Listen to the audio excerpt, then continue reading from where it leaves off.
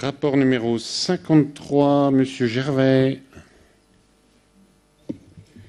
Oui, c'est un rapport assez complexe. C'est un avenant à un marché public de mise à disposition d'installations, d'entretien, de maintenance de mobilier urbain et aussi du dispositif des vélodis.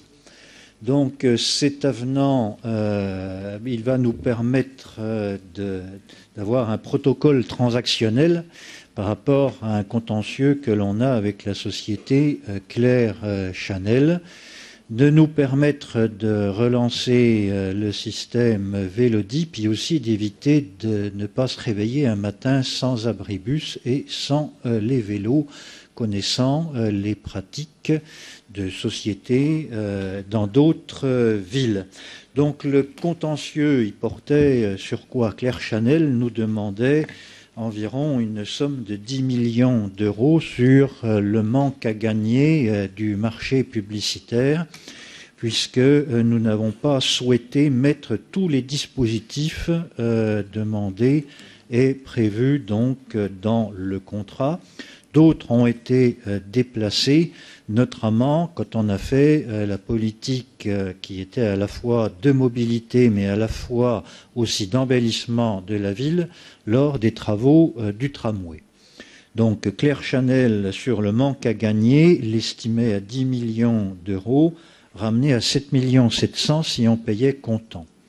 Donc, pour éviter le risque du tribunal et d'une condamnation, puis aussi le risque de se voir enlever le mobilier urbain, nous sommes partis sur une transaction et une négociation qui nous permet d'en sortir bien avec plusieurs thèmes. Le premier serait, dans 2 ans d'ailleurs, de découpler les vélos de la publicité et donc d'intégrer ce système Vélodie dans une vraie réflexion de mobilité en lien avec les autres modes de déplacement de l'agglomération, en sachant que depuis le contrat Claire Chanel, nous avons développé un service complémentaire de location de vélos qui s'appelle Vélodie, totalement complémentaire. Divia Vélo, pardon.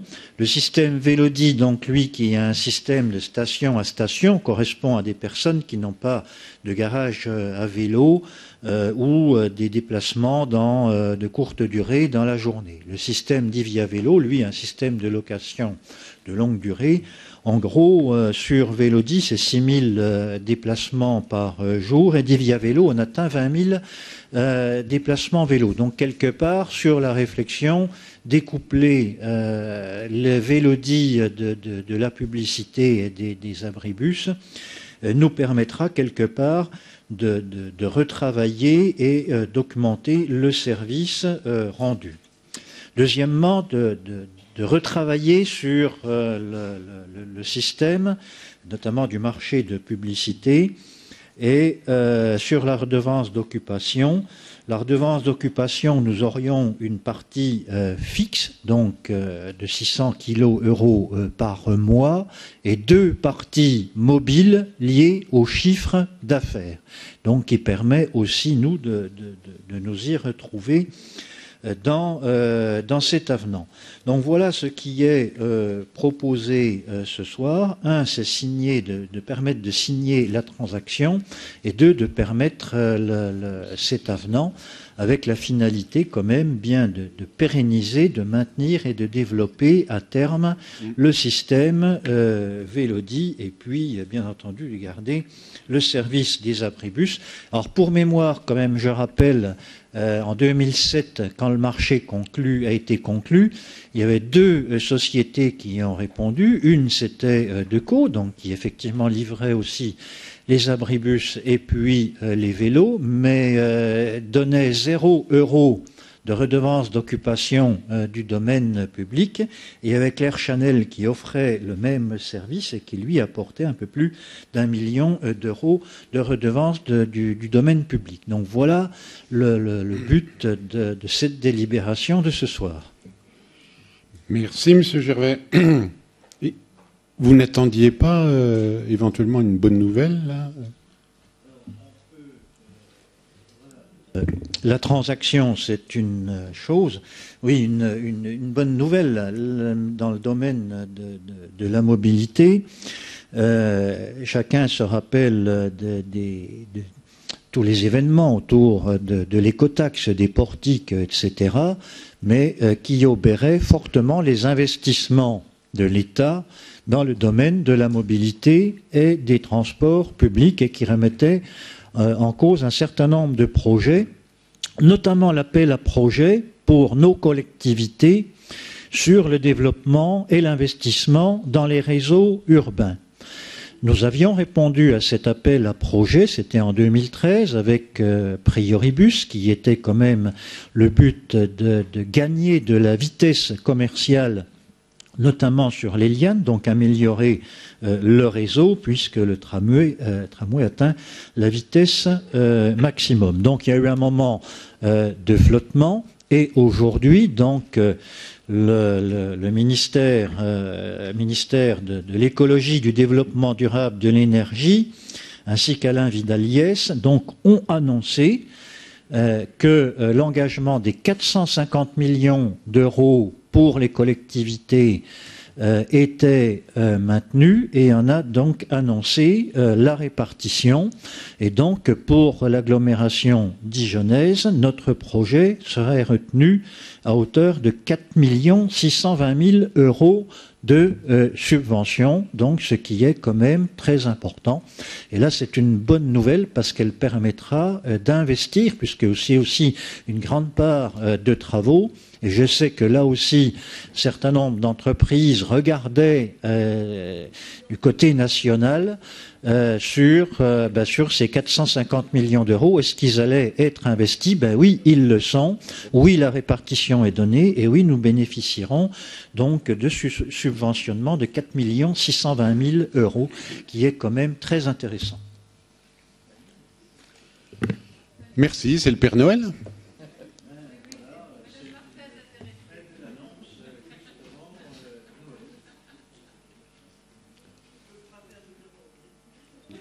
Monsieur Bichot. Oui, Monsieur le Président. Heureusement, alors qu'il y a cette bonne nouvelle de fin d'année, puisque effectivement sur ce dossier avec Clear Channel, nous sommes plutôt en difficulté. Alors moi, je ne sais pas si je comprends bien les termes de la transaction.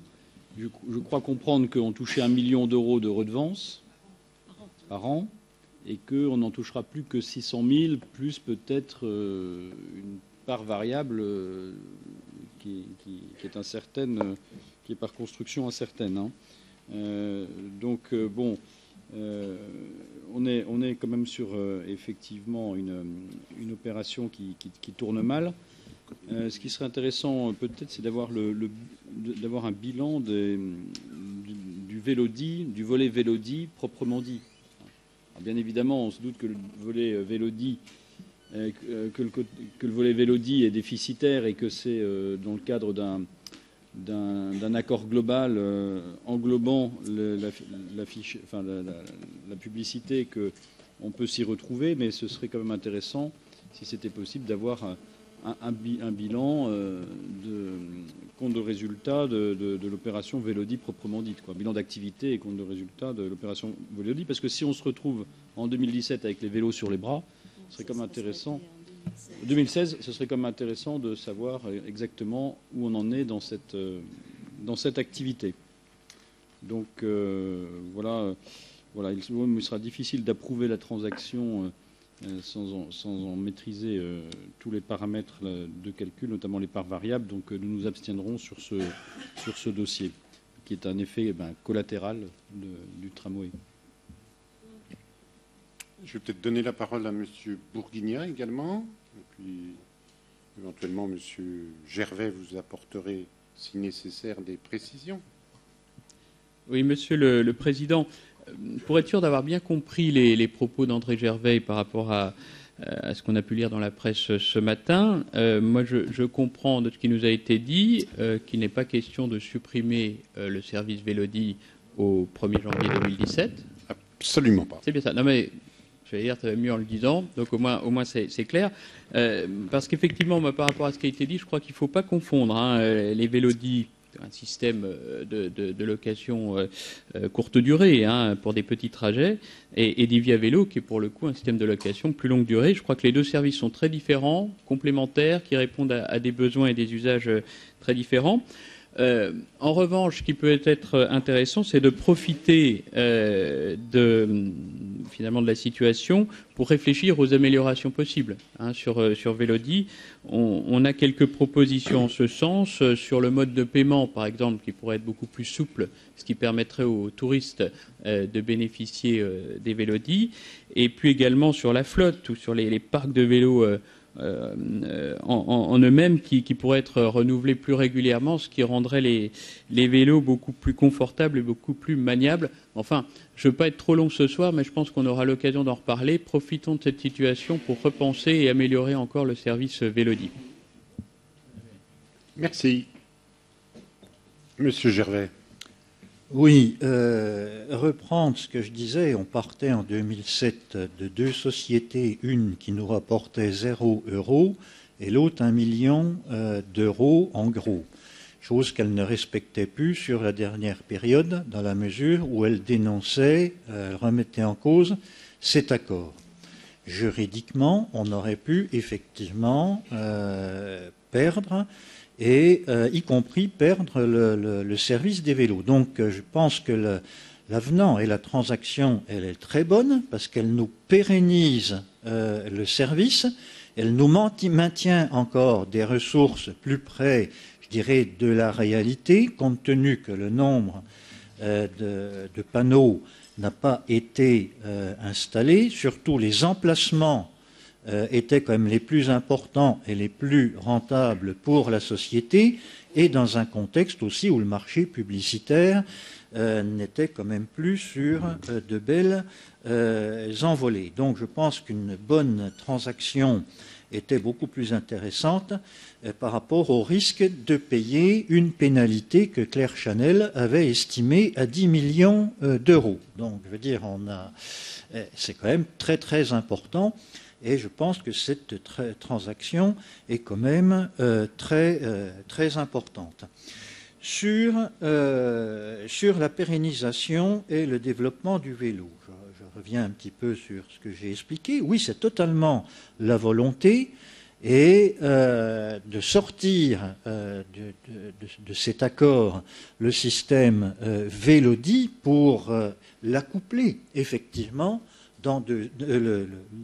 accoupler les Vélodies au Via Vélo dans 2 ans et avoir très certainement une même gestion et plus cohérente et tout à fait justement dans le sens de ce qui vient d'être demandé, d'améliorer le service.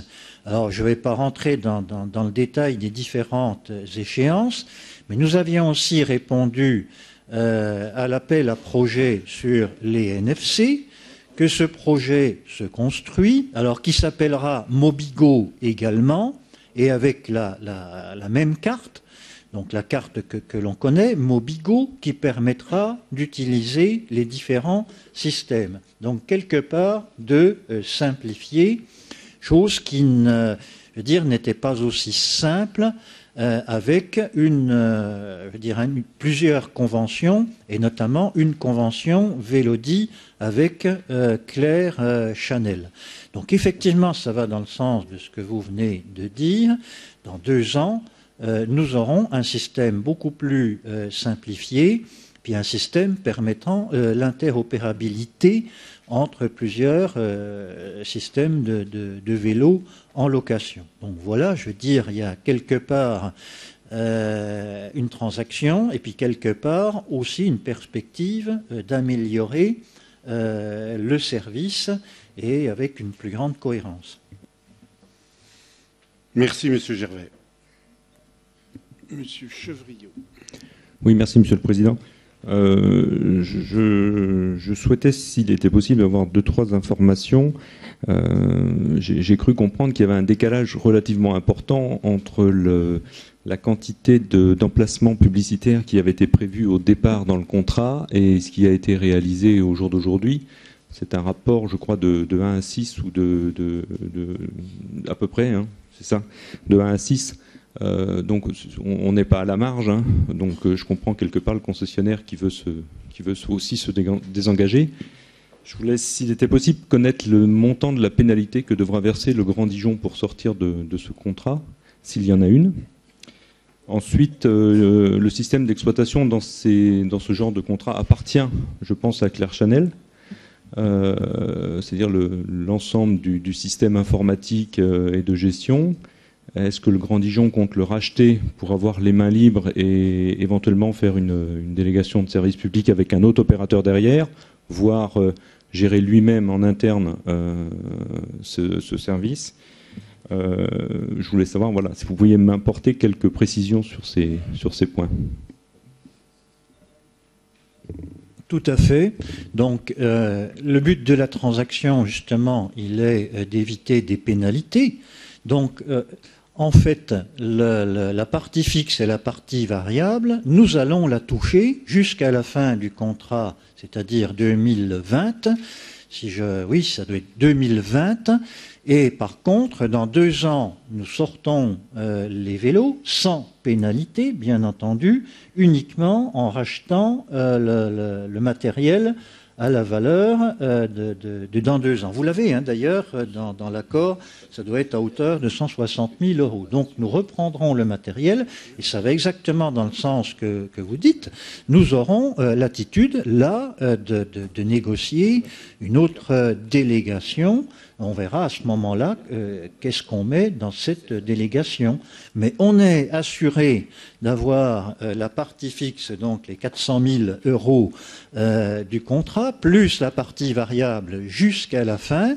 Nous sortons dans 2 ans les vélos, nous les rachetons, et là nous pouvons refaire une autre délégation avec d'autres partenaires sur la partie vélo, bien entendu. Et la partie pub sera totalement à part, mais nous n'aurons pas de pénalité. Voilà, nous n'aurons pas de pénalité et on se garantit donc de la facture des 10 millions € qui nous étaient demandés. Merci, Monsieur Gervais, pour toutes ces précisions sur ce rapport. Est-ce qu'il y a des oppositions? Est-ce qu'il y a des abstentions? Alors, 1, 2, 3, 4, 5, 6, 7, 8, 9 abstentions. Rapport adopté.